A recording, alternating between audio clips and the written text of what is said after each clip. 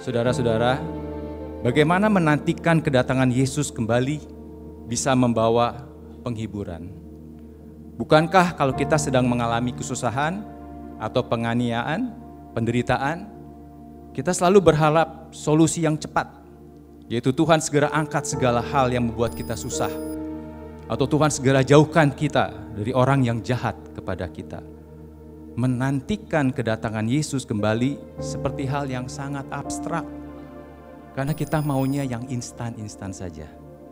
Kita sulit menghubungkan atau merelate kesusahan yang kita hadapi sekarang dengan kedatangan Kristus kembali, apalagi mendapatkan penghiburan darinya.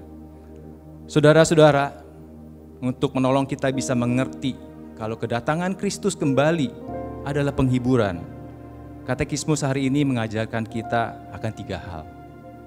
Yang pertama, kita harus ingat bahwa segala kesusahan, kesengsaraan, penderitaan, penganiayaan, semuanya adalah akibat dari dosa.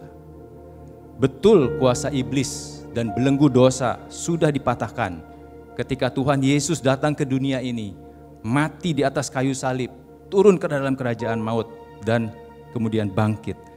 Tapi iblis belum dimusnahkan secara total, dan baru akan dimusnahkan secara total ketika Kristus datang kembali. Sampai dengan saat itu, saudara-saudara, iblis masih terus berupaya dengan segala cara untuk menjauhkan kita dari Kristus dan sesama orang percaya.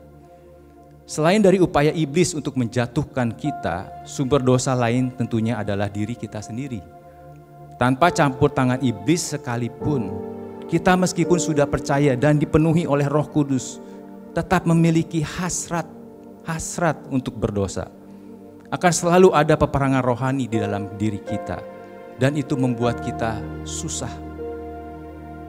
Dan kita akan terus berdosa sampai kita mati atau sampai Tuhan Yesus datang kembali.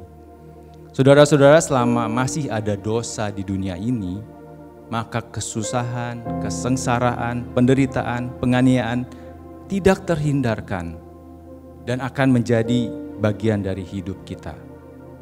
Alkitab juga mencatat di Injil Yohanes 16 ayat 33, hidup sebagai orang percaya di dunia akan penuh dengan kesengsaraan. Dengan memahami bahwa latar belakang dari segala kesusahan dan penderitaan yang kita alami adalah dosa, kita baru bisa merasakan bahwa kedatangan Kristus kembali adalah penghiburan. Itu yang pertama. Yang kedua, saudara-saudara, Kristus akan datang kembali sebagai hakim. Dia yang menanggung dosa kita dan menerima hukuman mati atas kita di hadapan penghakiman Allah.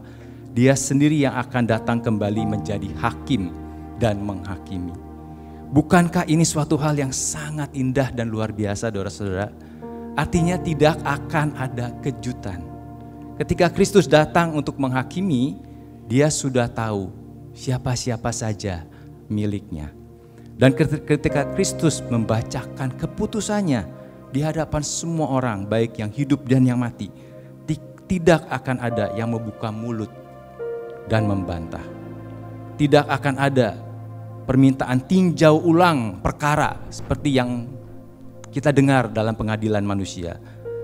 Yang menjadi musuh Allah dan menentang Injil akan mengakui kesalahannya dan menerima penghukuman yang kekal yang dijatuhkan. Yang menjadi milik Allah akan mengakui bahwa karena pekerjaan Kristus yang untuknya kita percaya dan bukan karena perbuatan baik kita, mereka dijadikan benar dan seluruh dosa mereka dihapuskan. Saudara-saudara, penghakiman yang akan diselenggarakan oleh Kristus adalah adil dan sempurna. Musuh Allah dan gerejanya tidak akan lolos dari penghukumannya yang kekal. Dan kita yang sudah menjadi milik Kristus, iman kita tidak akan berakhir sia-sia.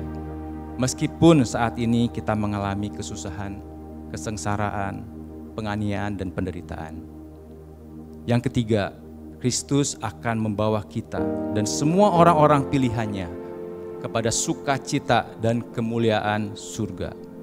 Kristus yang adalah hakim agung juga adalah mempelai pria yang akan menjemput dan membawa kita mempelai wanitanya untuk hidup bersamanya dalam kekekalan.